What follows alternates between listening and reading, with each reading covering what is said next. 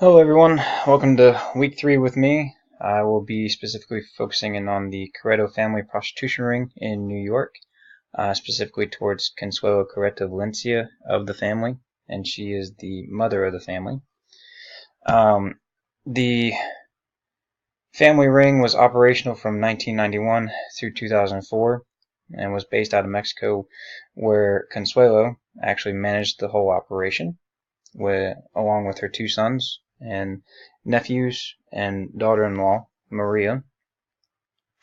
The case that actually caught my eye for this case study this week was actually on July 22nd, 2008, where Consuelo, the 61-year-old woman, finally pleaded guilty to 1 count of sex trafficking for her role in the family business that was used to smuggle women from Mexico to New York and force them into prostitution. The Corretto family had a long time running, and it wasn't until 2003 when one of the victim's mother finally contacted the U.S. Embassy saying that her daughter had been kidnapped and was being held against her will in New York.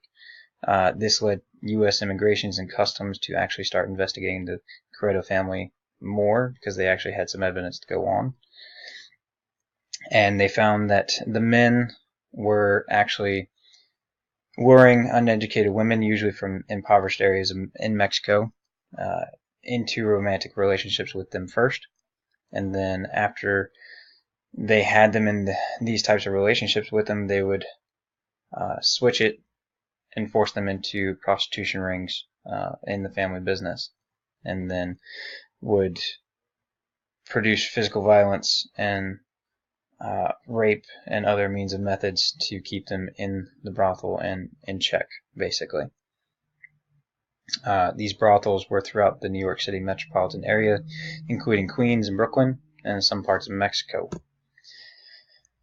It wasn't until ICE agents, in collaboration with local New York City Police Department, raided 2 apartments in Queens, where they found 5 trafficking victims in relation to the Corretto family trafficking syndicate. And along with these raids, they also found the sons and one of the nephews in these brothel areas, and found the evidence basically in hand and was able to arrest them on site. Based on the evidence found, the sons went to jail, and they also had enough evidence to actually have Mexico hold Consuelo and keep her in prison until the U.S. could extradite her to the U.S. to actually stand trial for the crimes committed. At first, she denied being involved and actually committing any wrongdoing, but then she finally pleaded guilty in 2008 and admitted to receiving wire transfers from New York, knowing that the funds were a byproduct of the commercial exploitation of the women her sons trafficked from Mexico to the U.S. So what's the importance of this case? The importance of this case is to show that these types of organizations can occur anywhere and even be controlled by the most unlikeliest people. So I mean, these types of things can happen literally right next door to us, and we wouldn't even know sometimes, because a lot of times it's just people that we just don't see as people that would be involved in these types of situations. Taking Consuelo, for example, she was a 61-year-old, 4'10" woman, so a very small, petite, elderly woman. And most of us just don't think of somebody like that being involved in these types of situations. So we overlook it, and we just keep on moving on, and we just don't take into account that there might be something behind it. The similar instance found towards this case was the one United States versus Rojas, where Rojas was indicated on January 28th, 2004 for numerous charges, including conspiracy, sex trafficking, and prostitution as well. The similarities to this case was that the men lured women as well from Mexico, usually from impoverished areas, with promises of legitimate employment and long-term relationships, but would then be forced into prostitution and be sold to men every night. And regularly for just a profit and money and in these rings.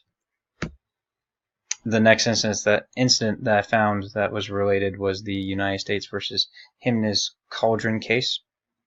In 2003, Cauldron was sentenced to over 17 and a half years in prison for conspiracy and sex trafficking as well. The reason that this case stuck out to me and why it was similar was that they would promise legitimate jobs to these women, try to find any which way they could sell the idea basically to them to basically come to this area, and then they would switch it on them and force them into prostitution as well. And then also they would subject these women to threats and physical harm as well to keep them in check and keep them aligned to what the brothel or the ring was trying to do at the time, and also so they didn't go to the police basically.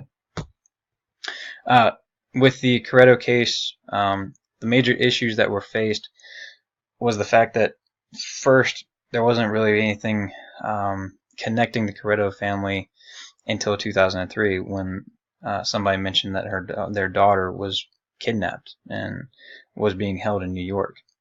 So there was a long period of time to where there was just no evidence against the Corretto family to actually go against them. Another major issue was the fact that women were lured through romantic ties. This makes it very hard for law enforcement officers to actually know whether or not these women are actually being taken advantage of or not. Another issue would be that these women were afraid to speak out because of physical violence and just the threats that were being put on them daily. So that these women just didn't feel comfortable to even speak out against these issues that they were in. And then also that these women came from impoverished areas, so they were looking for anything and almost any way to get out of those situations, just to find a decent wage and living. So they were almost willing to do anything at that point. So it just breaks them down even more.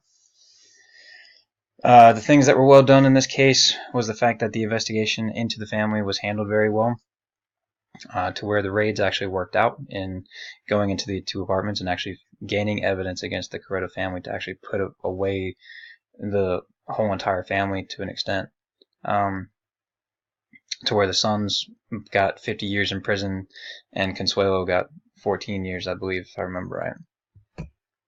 The lessons learned from this case was, I know it's cliche, but just to never judge a book by its cover. Just because a situation may look like one way, it just doesn't mean that's actually the case. So we have to be very careful in looking into these types of situations and actually know what we can draw from it and what's truth and what's reality and what's fake.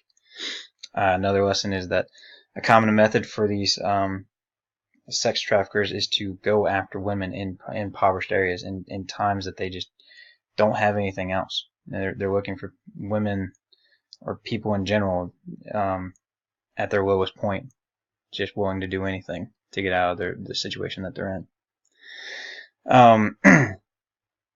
And then also another lesson learned is that once these women are actually in these situations, it's very hard to convince them to speak out against whoever it is that's controlling them, because of the methods that are going against them with the physical violence and just everything that these people hold over these women.